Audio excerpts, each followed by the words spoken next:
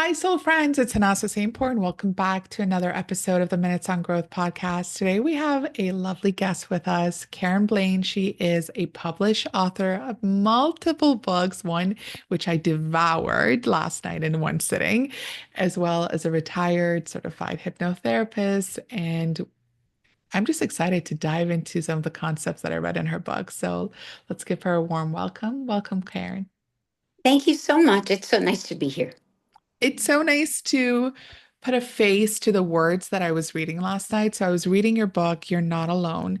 And I love the format of the book because you're kind of like breaking down these topics and saying, okay, this is kind of the pain point, or this is the topic. Here are some subcategories. A very easy but informative book. Tell me about the process of writing this. What made you choose this format? Why these topics? Well, I wanted it to be readable so Mhm. that people who had gone through something wouldn't put it down and put it away. So I definitely wanted to make sure that it would be read by people who needed to read it. So I made it readable. That was number one. And then, second, I started at the beginning. I wanted to make it so that people understood, like me, that we are not alone. We have ourselves and we have each other. And so I started going through that. Then in the middle of the book, I do talk about what puts us into that negative frame Mhm. of life. But I do spend the last few chapters it kind of going through how we can get out of some of that negative aspect. Negative looping. Thanks. Yes. Yeah, because, I was actually in Southeast Asia for a couple of months last year doing research on the loneliness epidemic that we are facing, of this people feeling like I'm not supported, that I'm alone. People don't understand me, people don't see me. And we have this illusion of connectivity through social media and the internet, but people are actually missing that in-person connection, that deep tribal connection that we're born to be a part of. So I know in your book you were talking about the illusion of isolation. Can we talk Hmm. about that? Absolutely. That's a good one. I think there are a lot of people who would like to be part of a group and right. And then I think I even found a picture of a woman who's surrounded by people and she's alone though. Like she's tying her shoes and everybody's rushing by her and she's really alone. And she's just wanting to have that sort of involvement with the other people, and she doesn't understand why can't I be connected? Why am I not feeling the people that are around me, their feelings? And so that, especially for a lot of people, we get that feeling that we're alone in the world. And I sort of try to explain that we're not. I try to explain how, first off, even when we meet people, it doesn't necessarily mean that we're alone. Once we have our fire inside ourselves, then we understand we're not alone. We have ourselves. And that's a huge thing. A lot of times, people who feel really alone in the world, really alone when they're feeling that way, don't have that fire inside themselves. And I think once you do, and once you understand you are enough for you, I think that once you understand, um, and that is with self love, okay, mostly once you get that and learn how to do that. And I start off with techniques as to Mhm. how to develop that self love. Once you do have that, then you do realize that you are with others. You are part of their aloneness. You are with them and you can find them too as part of your own group. You can cultivate them if you want to.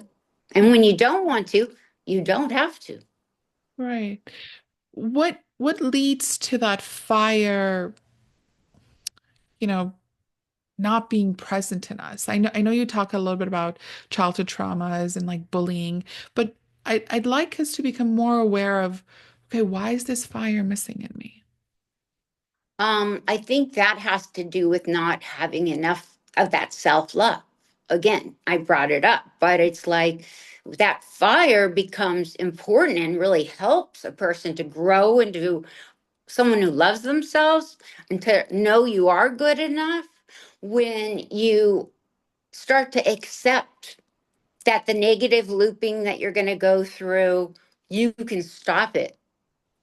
You can stop it. And then as you start to stop these kinds of negative things from happening, and as you go into mindfulness, which if you read it last night, you see how the mindfulness is each day, even each minute, we start to understand that that minute shows us that we are okay, just how we are, just how we are. We are good enough. And then that fire that you're talking about becomes a passion to really know that we can do everything we want to, that we set out to do because of the fact that we have so much self-love. Mm. It may sound simple, but it's not. Yeah, yeah, exactly. Yeah. Can we know what self-love is if we haven't seen love in our family of origin or experience it? It's like, can I know what chocolate tastes like if I haven't had chocolate? Or is it just like innate knowing that is within us? That's such a good question. I think that, yes, it's an innate question too. Hmm. I think that when you are, say, you're sitting on that sidewalk and you see people arm in arm, or like, and they're kissing and stuff like that, your mind starts to say, wow, people have people they love. That goes through your mind, especially when you haven't had that. And you can say to yourself, I want that. And how do I get that? Well, I know in order to love someone else and be loved, you have to love yourself first. It's just the number one rule. So you have to say to yourself, I love myself. I'm great. And that's all the first four chapters of that book are about loving yourself enough, being enough, and being really special, amazing, actually. So once you feel that way, then you can see that you can go out and find others that might feel the way you do, and then you get that awareness of that love that maybe you were missing as a child. You start to feel it, you start to see it. Okay, so embodying this truth of I am enough um, Mm-hmm. allows us to kind of step into the realm of experiencing it, even if we haven't in the past. Yes. One thing that often comes up for people is this gap between, okay, I love myself and I am good enough. And am I, there's this like little narrative of, but am I worthy enough? Is it possible for people like me, right? This negative loop of, it's great and I would love to have that, but people like me don't get to have that. That is so common, right? Mhm. A lot of people feel that way.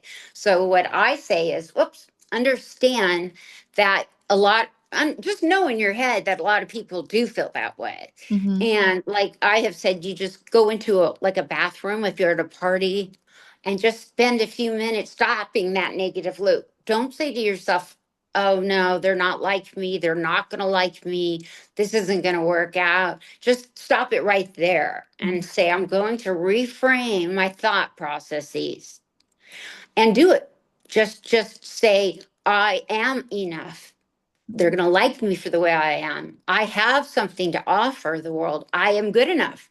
I love myself. And I can give that love to others and they will see that I'm good enough.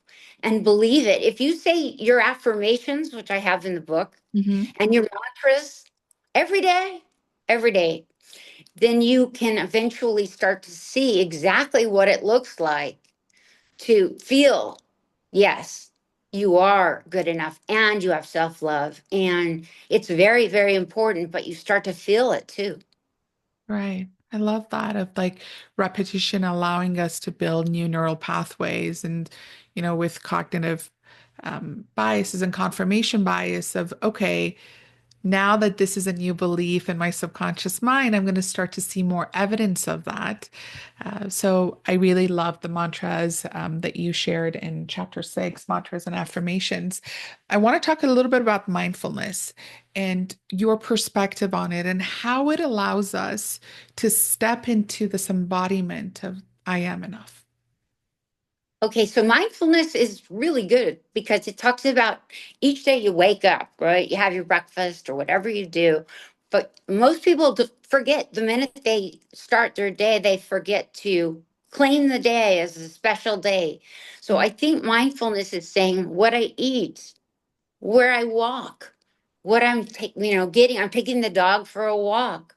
This is mindfulness. I'm aware that I'm making it special.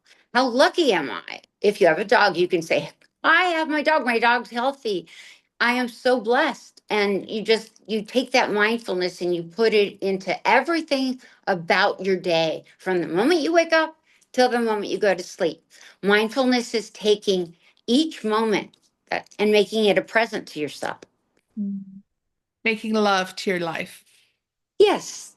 Mm. Yes. That's nice. I like Mm. that. So you mentioned gratitude, right? So like if I have the dog, being grateful for the dog. Um, Mhm. what does gratitude do for us? Gratitude is the key. I think that when we're grateful, we can't we can't feel bad. It's really hard to be grateful for your life and at the same time to feel sorry for yourself. Mhm. It's so you doesn't matter where you are, doesn't matter what's happened to you. You go to gratitude that you're breathing another day. You go to gratitude that you're okay, that you are loved by someone, and you just feel grateful that you are here and that you are smart enough to make it through that day and to make sure that what you've gone with, maybe reading a book, maybe anything that's been important to you, maybe cooking, whatever it is, you've made sure that you've taken a passion and you're grateful that you're allowed, that you're giving yourself permission to take that passion and make it a gratitude. Giving yourself permission. Um, let's talk about that because I think that's important too. Sometimes, a lot of the times, we stand in our own way, and it's like, get out of your Mhm. own way and allow yourself to feel joy, love, and all the emotions that you might have not either experienced or suppressed while being in survival state. Um, how do we give ourselves permission? Like, is there a technique we can do? Like, I'm really curious about that.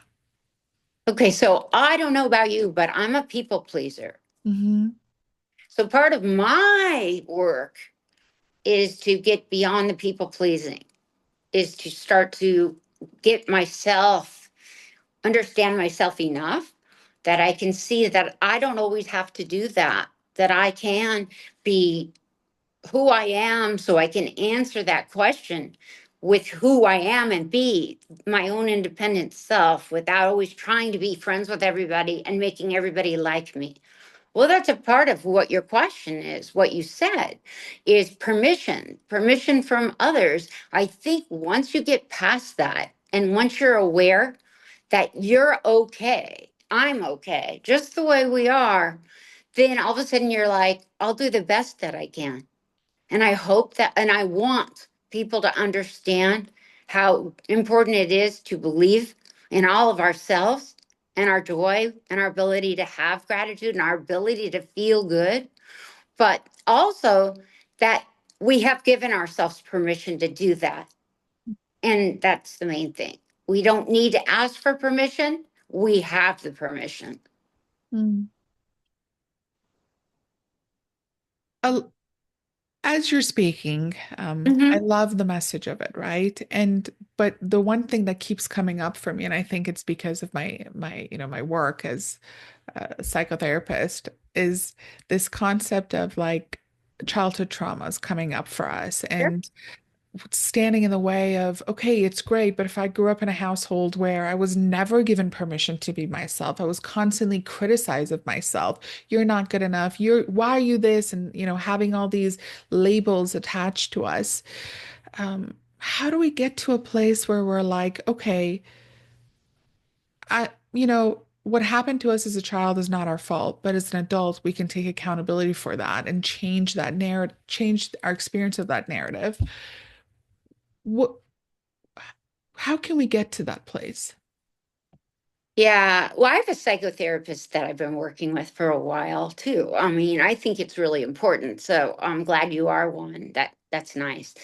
Um, I believe that in order to get to that place, that the psychotherapist, and I have the feeling that you're an amazing psychotherapist, needs to make sure that once they start working with the person begins to feel that their own self love is good, is amazing, and they are enough and they are special. And like in the first part of the book, it's their journey, but that they are okay.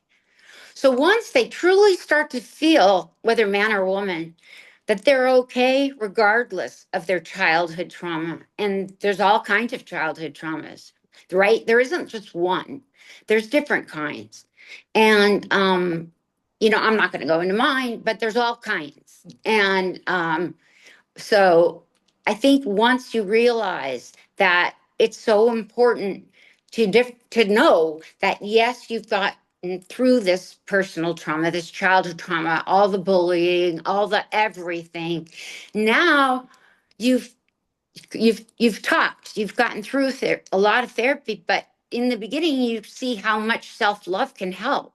So you start to put both of them together and you start to work on, okay, now how can I make myself more optimistic, believe in myself, see that tea, that cup of tea as something delicious. Now you're talking about mindfulness.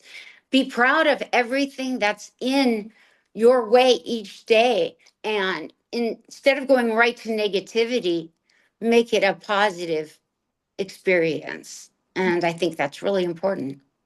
So shifting the way we see ourselves and how we relate to ourselves and extending that grace to ourselves to feel and see something different. Absolutely. Hmm. I love that. Earlier on, before we pressed record, you were telling me about another book that you're writing, and I love the topic because as a recovering perfectionist, so the topic is the illusion of perfection and perfectly imperfect. And I'm a recovering perfectionist. I used to control everything, and now I'm on the other side of the spectrum. I really believe in let go and let God. Just show up and do your Mm, best. good. And perfection for me is an illusion. And I was able to reach that point when one of my teachers said something that changed my life. She said, perfection is like being stuck on the last level of a video game. You never want to be perfect because you're just going to be repeat like it's so boring. You never get to elevate. If you're perfect, you're going to just be stuck in that last level. Like it's not going to be fun. What's the point of life anymore? And that really resonated with me. So I'm curious, like for So you, true. what was that moment of it's an illusion? Yes. For me, it was a lot of it was writing that book. Mhm.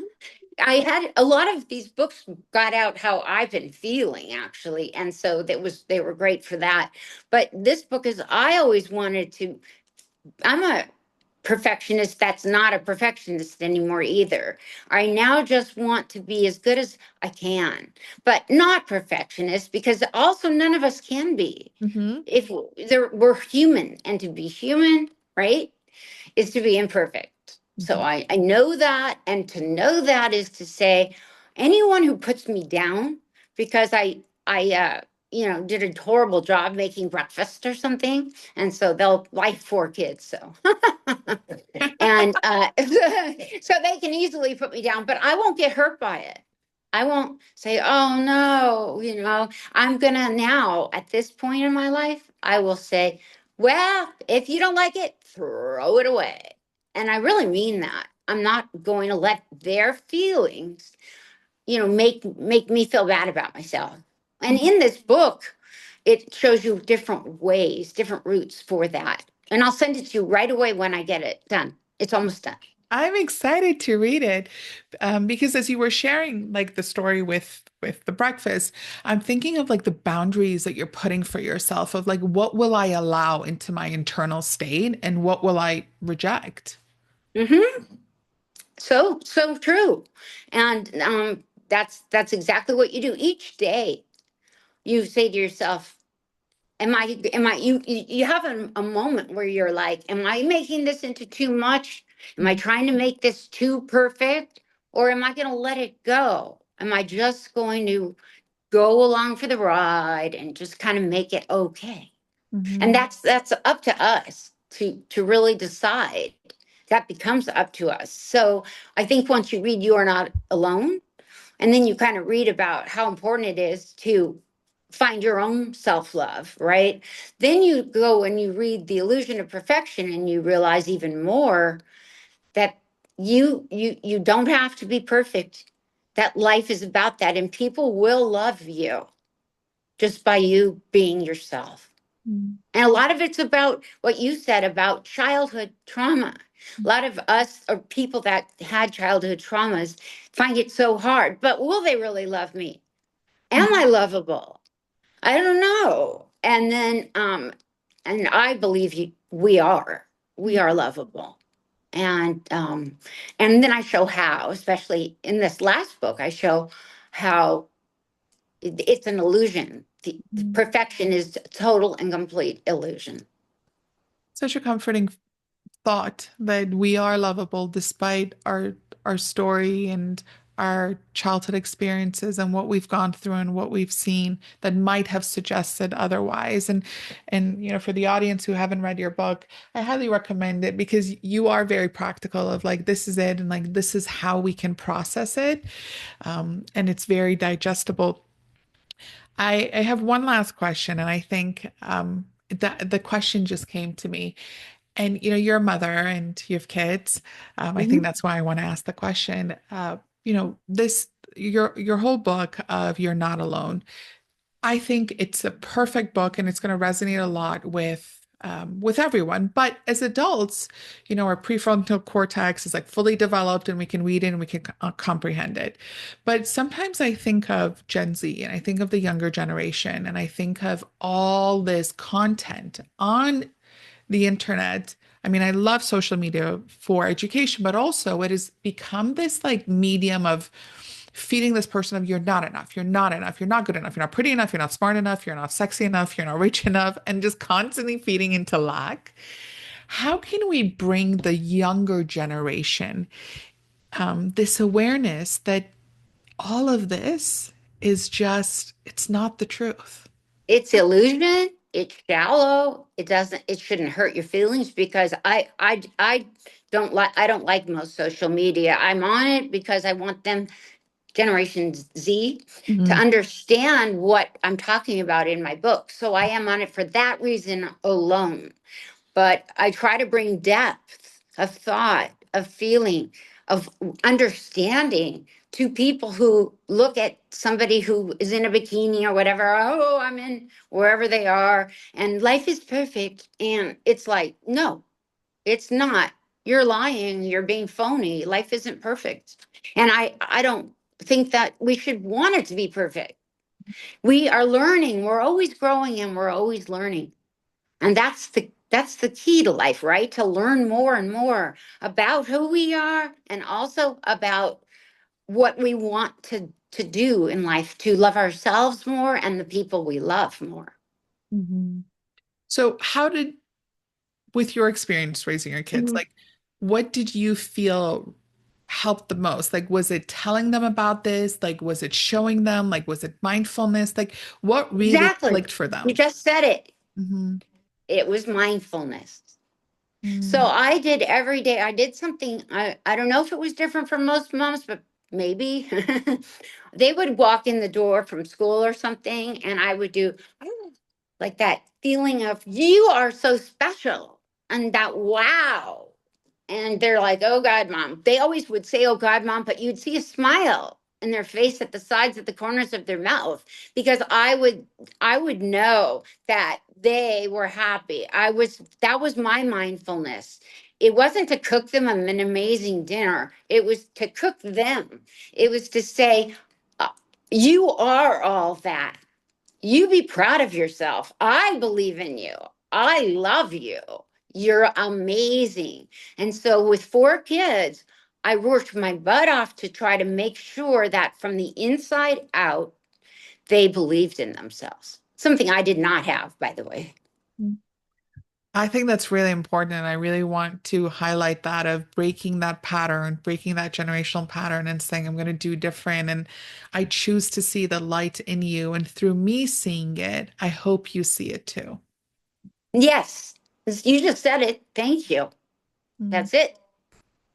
So beautiful. I'm really enjoying this conversation.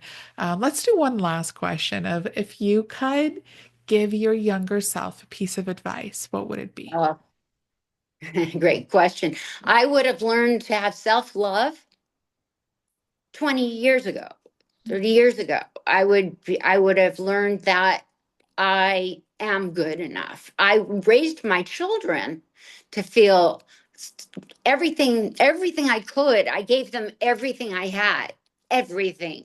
Mhm. Which so I knew some of the answers, right? But I didn't give enough to myself. And so I still suffered from some of the same insecurities that took me until a few years ago to understand. If I had my younger self, I would have tried to learn more about how special I was years ago. Which is why you wrote the books. That's why I wrote the books. Yeah. Yeah. Wonderful. So, so powerful. Thank you so much for sharing, Karen. How can the audience connect with you? Where can they purchase your books, learn more about you? So my website is eternalempath.com. Hmm. Amazing. Um, yeah, and then I'm on YouTube, a lot of different podcasts. But if you don't have to listen, they don't have to listen to all the podcasts. They can go to Amazon. I'm on every Amazon under Karen Blaine. Hmm. Blaine, and it's they'll see it, and it would be books like Who Are You, Dreamscapes, which talk about dreams, and different books, and they definitely have both You Are Not Alone, and they'll in about like I said, a little while they'll have Up in the Air, which is a good book. It's a really good book, but it talks more about really highly like philosophy and vibrations of the earth and how it relates to us and how we can, work through that, which is an interesting conversation. But the Amazing. next, yeah, yeah, I think I love them all, actually. I can say that, right? Yeah, of course. They're your babies. Yeah, they are. But the next one is perfect, right? Perfectly Or imperfect. it's called The Illusion of Perfection, and I will send you one. I can't wait. Thank you so much. And I'll put all of that in the show notes as well so people can easily access the links. Well, I just wanted to thank you for your time, for your insights, for your wisdom. It's been a pleasure having you on. Oh, thank you. You too. Thank you, That very everyone. much. Oh, Okay. sorry. I said very much so. Thank you, everyone, for listening. Speak soon.